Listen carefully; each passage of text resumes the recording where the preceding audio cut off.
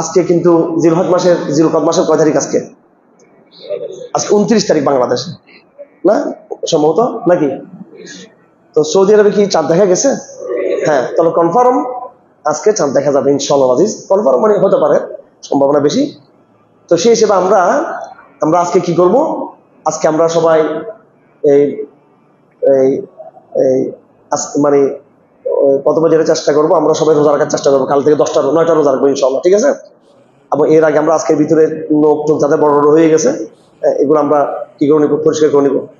আসরের পরে আপনারা বসে কেউ গল্প গুজব করেন না, খেলার অবস্থা বাসায় চলে যাবেন, বসে একটু পরিষ্কার পরিচ্ছন্ন হয়ে যাবেন। এবং এই 10টা দিনকে আপনারা রিসিভ করার জন্য আপনারা ইয়ে করবেন ইনশাআল্লাহ। আগামীকালকে 10টা রোজা কে কে রাখবে? আমরা হাতটা তুলি না, চিন্তা করে হাত তুলি না, হুট করে তুলি না, মিছিল টিছিল না, এটা চিন্তা করে হাত তুলি না। আগামীকাল থেকে লাগাতার 9টা রোজা কে কে রাখবেন ইনশাআল্লাহ আজিজ। চেষ্টা করবো সবাই, ঠিক আছে? আমরা যারা আছেন একদম লাগাতার 9টা, কষ্ট হোক, ঠিক আছে? গরম পড়তেছে, কষ্ট হোক, হ্যাঁ ইনশাআল্লাহ আমরা রাখার চেষ্টা করবো। শেষটা যদি উঠতে না পারেন, খেজুর খাই ফেলবেন, খেজুর খেয়ে রোজা রাখবেন। খেজুর মধ্যে আরো এনার্জি বেশি। আবার 5টা খেজুর খাবেন, 7টা খেজুর খাবেন, 9টা খেজুর খাবেন, পানি খাবেন, যথেষ্ট। যে দেখা হলো চলবে, কোনো সমস্যা নেই। এই গরমকালে রোজা রাখতে পারবো ইনশাআল্লাহ আজিজ। সবার রোজা রাখার চেষ্টা করবো ইনশাআল্লাহ। একবার না পারলে কমপক্ষে ইয়ম আরফা রোজাটা আমরা রাখার চেষ্টা করবো। এই সম্পর্কে তো হুজুর তো অনেক কথা বলছেন। আমরা আগামীকাল থেকে আমরা মুত্তাকি হয়ে যাওয়ার চেষ্টা করবো ইনশাআল্লাহ আজিজ, পরিপূর্ণ। এটার জন্য আমরা প্রিপারেশন নেওয়ার চেষ্টা করি সবাই। আর মসলা মশাইল আমরা দেখে নিব, ফেসবুকে আমরা লেখালেখি করবো ইনশাআল্লাহ। যত যারা অ্যাক্টিভিটি যারা আছেন, ফজাইল মশাইল নিয়ে আমরা বেশি বেশি লিখবো। এখানে হজের একটা বিষয় আছে, একটা বিষয় আছে কোরবানির, আর একটা বিষয় আছে কিসের? এই জিলহজ মাসের এই 9 দিনের।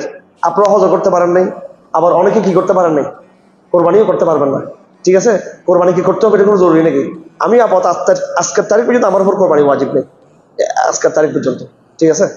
আমার উপরে। এই জন্য আমার তো কোরবানি করা আমার কোনো ইচ্ছাও নেই। বারবার আমার পরিবার আত্মীয় স্বজন এরা করতে গেলে ব্যবস্থা করে ফেলে, কিন্তু আমার কোনো কোরবানি করতে হবে এটা কোনো জরুরি না আমার জন্য, ওয়াজিব না আমার জন্য।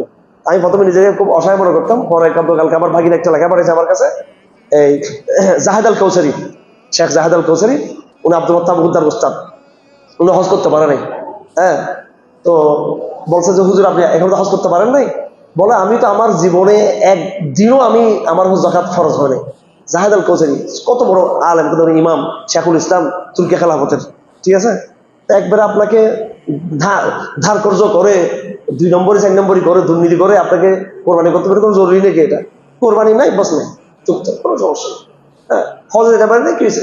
ওমরা যেতে পারে, কি হয়েছে? কালকে আমাদের ইব্রাহিমের সাথে দেখা হবে ইনশাআল্লাহ। মিল্লাত ইব্রাহিমের মধ্যে ছিলাম, ঠিক আছে?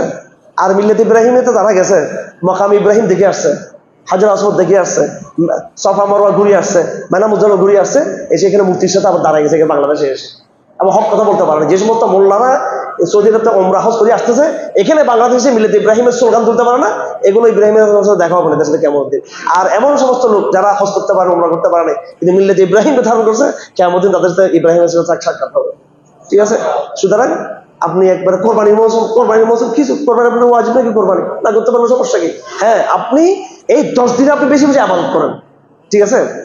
এটা হাদিস তো নিশ্চয়ই বলছেন, জানি আমি আসতে দেরি করে। এই 10 দিন যে আল্লাহু আকবার, হাদিস শরীফে আছে, এই মা মিন আমালিন আল আমালুস সালিহ, এমন কোন আমল নেই, নেক আমল এই 10 দিনের চেয়ে কোন উত্তম আমল এই 10 দিনের চেয়ে আছে। সাহাবাকে জিজ্ঞেস করলেন, ইয়া রাসূলুল্লাহ ওয়ালাল জিহাদু ফি সাবিলিল্লাহ, নফল জিহাদ বর্তমান জামানার এটা তো অবশ্যই প্রায়োরিটি। ইয়া রাসূল নফল জিহাদও কি এটার চেয়ে উত্তম? বলে হ্যাঁ, নফল জিহাদের চেয়েও এটা উত্তম। এই 10 দিনের কি আমল, এই 10 দিনের আমল আরো অনেক অনেক সব।